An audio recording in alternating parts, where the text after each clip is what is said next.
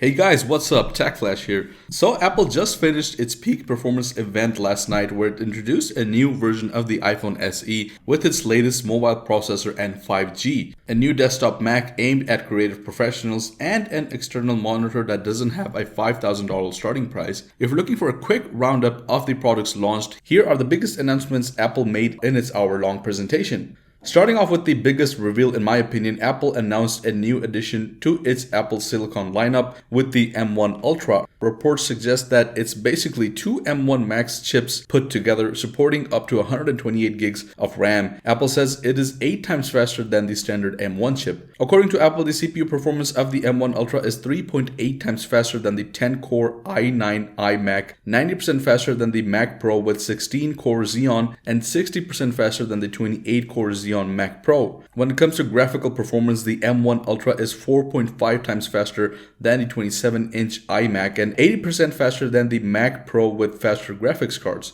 The most powerful GPU today offers 48 gigs of memory. The M1 Max gives 64 and the M1 Ultra offers a staggering 128 gigs of memory. And the M1 Ultra and Mac Studio can play 18 streams of 8K ProRes 422 video, making it the only computer in the world that is capable of doing this. The M1 Ultra will be available in the Mac Studio and likely in the Mac Pro that Apple teased as an upcoming announcement. And speaking of, the Mac Studio is the latest entry in Apple's Mac lineup. It's basically like a Mac Mini but aimed at creative professionals. It has at least 4 Thunderbolt ports, an SD card slot on the front, 10 gigabytes Ethernet, 2 USB-A ports, HDMI port, and Pro audio jack for high impedance headphones. Wi-Fi 6 and Bluetooth 5 is also built in. The M1 Max version starts at $1,999 and the M1 Ultra version starts at $3,999. Alongside the Mac Studio, Apple also announced the Studio Display, which has a 27-inch 5K screen encased in an aluminum enclosure, which has 3 USB-C plus a Thunderbolt port with up to 96 watts of power. Oh, and I should mention that the Mac Studio Display is powered by the A13 Bionic chip. The display can reach up to 600 nits of brightness, supports P3 wide color. Above the screen is a 12 megapixel ultra wide camera for video conferencing, which supports center stage. Apple's first new monitor in years is available to order now, with shipments starting on March 18th. And yes, the $1,599 price point gets you a monitor that can actually stand on its own. Though if you want height adjustment, Apple's upgrade stand option is $400, which is just ridiculous.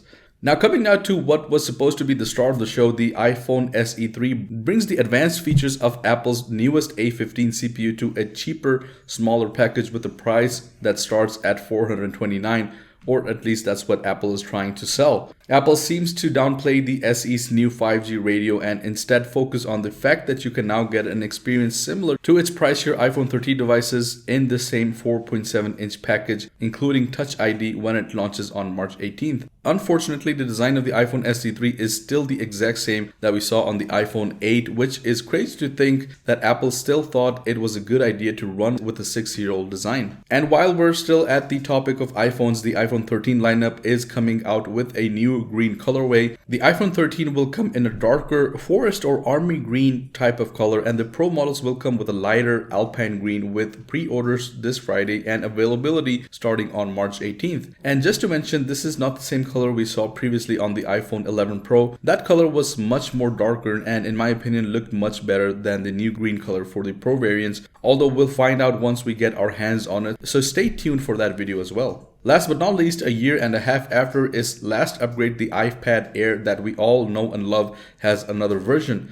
but this time the improvements are mostly internal. Now it's home to an 8-core M1 chip like the iPad Pro. 5G on cellular equipped models is available and 12 megapixel front-facing camera with center stage is also supported. Apple claims it's faster than the fastest competitive tablet and 2 times as fast as the best-selling Windows laptop in its price range. Also, Apple Pencil 2nd Gen is now supported. The new iPad Air starts at $599 and it is available in 5 colors with both 64 and 256 gigs configurations, with orders starting on Friday, March 18th. Anyways guys, that pretty much wraps it for Apple's peak performance event. Let me know down in the comments below what your favorite feature of the event was.